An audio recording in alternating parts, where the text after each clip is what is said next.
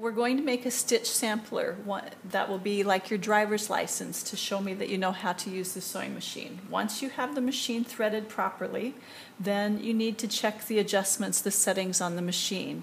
When you turn on a new machine, it will come up and reset, and you need to program it. The stitch length is arasa, and you need to set that at 2.6. So once you've turned it on, if you push the arasa button 3 times, then it will be set to go. You really don't need to do anything else.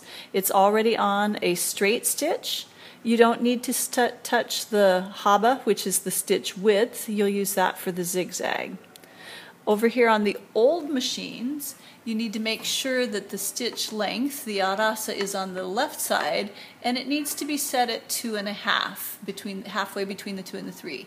The stitch width needs to be back to 0. You want to check that the speed is on slow when you're first starting out, and the stitch selector is over here. You need to make sure that it is straight on the straight stitch right there, and that's the first thing that we're going to sew, is the straight stitch. So let's look over here. When you take your fabric for your stitch sampler, you want to have it folded in half, and the fold should be at the top.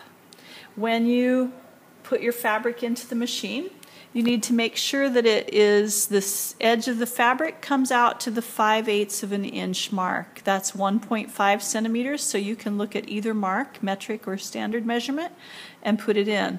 I usually put the fabric right up to the edge where the thread would go down and drop the presser foot. Make sure that the presser foot is always in the down position before you sew.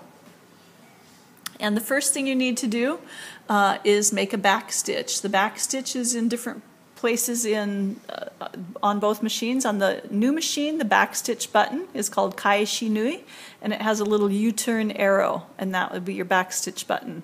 Over on this machine, the U-turn arrow is down here, and it's this button right here. And when you use back stitch, you need to hold it down when you want it to go backwards. So initially, you'll sew forward 4 or 5 stitches, so I'm going to do that. And let me turn the speed down. And then while I'm sewing, I push the button, and it will take 1 stitch and then go backwards. And you're sewing exactly over where you went forward. Then you let go, and then the machine will take it forward again. And then you continue sewing forward, keeping your seam allowance at 5/8 of an inch or 1.5 centimeters all the way down.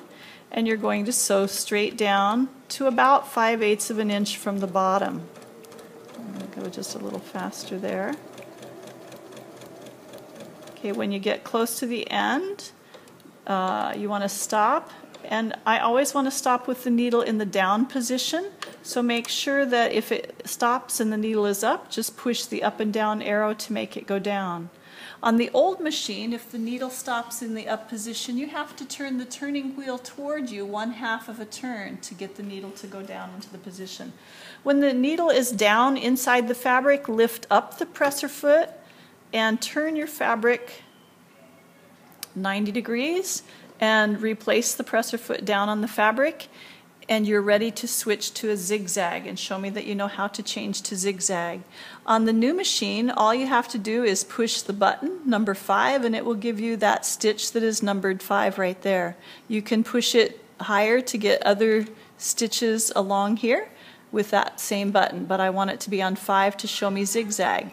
I can change the width of my zigzag and the length of the stitches between it by these 2 buttons here. So I'm going to make the largest possible zigzag and the widest length between the stitches, and then I'm going to sew zigzag across the bottom.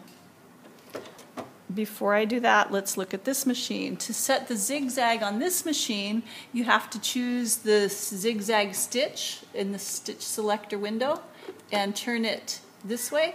Always be careful that it's not set ever in the pink, or you'll get strange buttonhole stitches that will mess up your sewing. That does happen frequently, so be careful for that. And then if you want the largest zigzag stitch on this one, you would turn both the arasa and the haba, the width and the length, up as high as you want. If you want a smaller zigzag, you can adjust it anywhere that you need. It is better generally on this one if it's in the pink area. Those are better stitches for, or better lengths, widths for the stitch. Okay, then you'll just zigzag across the bottom for your stitch sampler.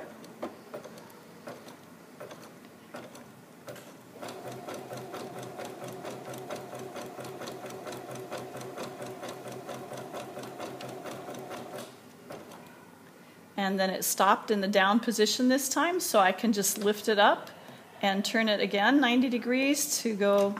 And the last stitch that I want you to show me how to do is a basting stitch. On a basting stitch, you're going to turn it back to a straight stitch, so I just push it back to number 1. This one here matches this one right there. And then I'm going to change the, I don't want any width on a basting stitch, but I want the longest possible length that I can get. So I push the arasa up to the highest number, which I believe is 5.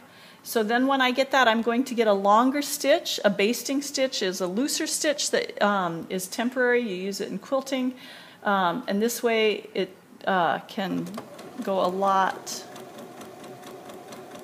faster. When you get to the end of a basting stitch, you do not put a back stitch in it because it's a temporary stitch that needs to come out. And you do want to leave about a 3-inch tail on a back stitch to help you be able to pull it, or if you want to make gathers. If you want to come around here, the thread razor to cut the end of the thread is right here, and you just pull it towards you, and that will cut the thread for you if you don't have your scissors close at hand. So that's a stitch sampler. At the end, I want you to please write your name in the space at the bottom, the seam allowance, and then go ahead and turn this in and show me that you are familiar with using the sewing machine. On this machine over here, when you switch after you've done the zigzag stitch and you need to switch back to the basting stitch, you need to turn this selector knob back to the straight stitch. You'll want to make sure that this is on 4 for the basting stitch and turn this back to 0.